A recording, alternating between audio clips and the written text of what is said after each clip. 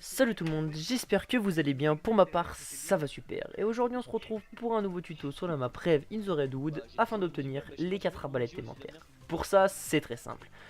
Rendez-vous sur la petite île. Si vous ne savez pas faire, je vous mets le lien de ma précédente vidéo dans la description où j'active le pack à punch.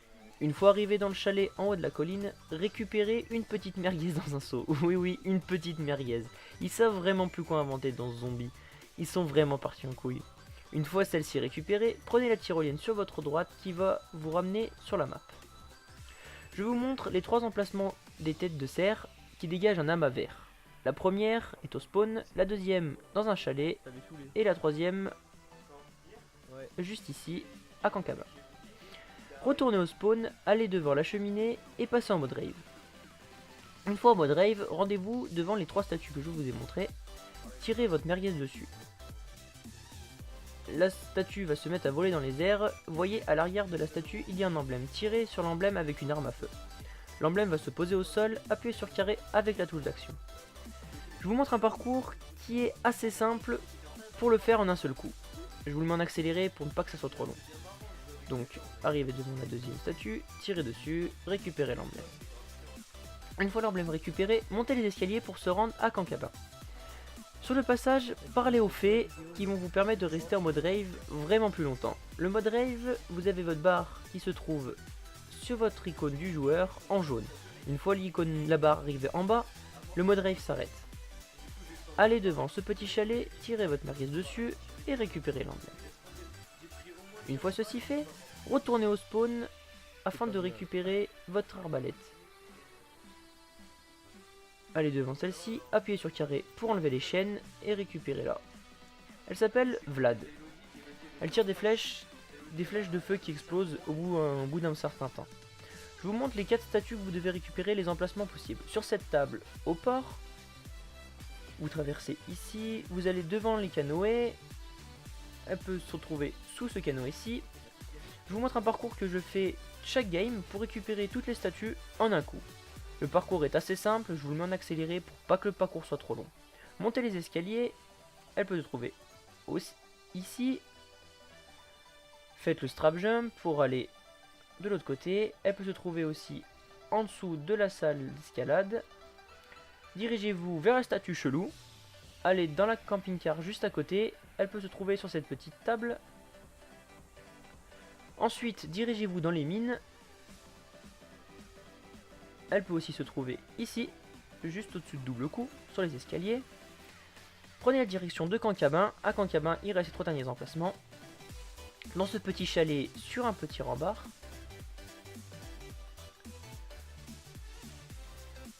À la sortie, sur la table de camping.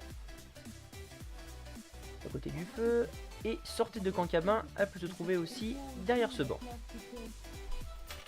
Une fois toutes ces statues récupérées, retrouvez-vous dessous la statue chelou.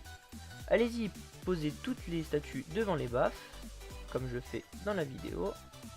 Hop hop hop, on les pose. Chaque statue appartient à un élément.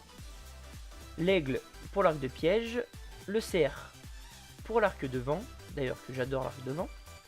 Le hibou pour l'arc de feu, pour moi l'arc le plus dévastateur. Et le loup, l'arc électrique. Tuer un amas de zombies assez important, genre 50-100.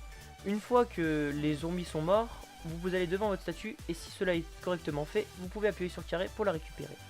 Pour le loup, donc l'arc électrique, allez devant sa statue à Kankaba.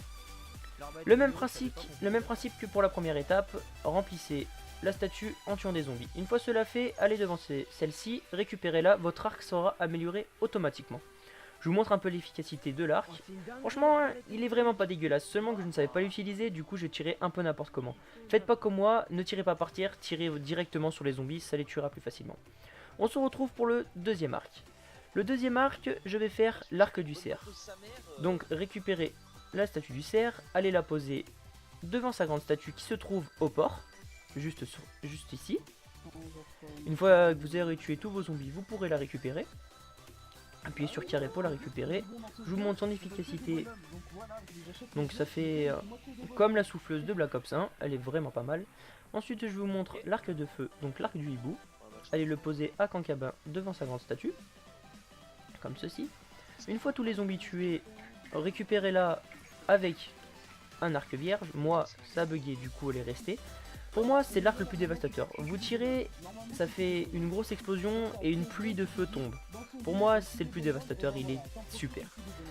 Le quatrième, et donc le dernier arc, est l'arc de l'aigle. L'arc de l'aigle, pour moi, est super pratique quand vous voulez tourner. Récupérez-le et allez la poser devant sa grande statue qui se trouve à côté du feu en descendant du spawn. Une fois tous vos zombies tués, récupérez-les. Vous aurez deux arcs qui posent des pièges. Vous aurez la flèche de gauche pour activer et la flèche de droite pour le finir. Vous pouvez faire énormément de pièges, même des pièges en carré qui vous servent énormément quand vous êtes coincé. Voilà, la vidéo touche à sa fin. J'espère que ce tuto vous aura aidé, que la vidéo vous a plu. Si vous aimez, lâchez un like et moi je vous dis à la fois prochaine. Allez, ciao, bye bye.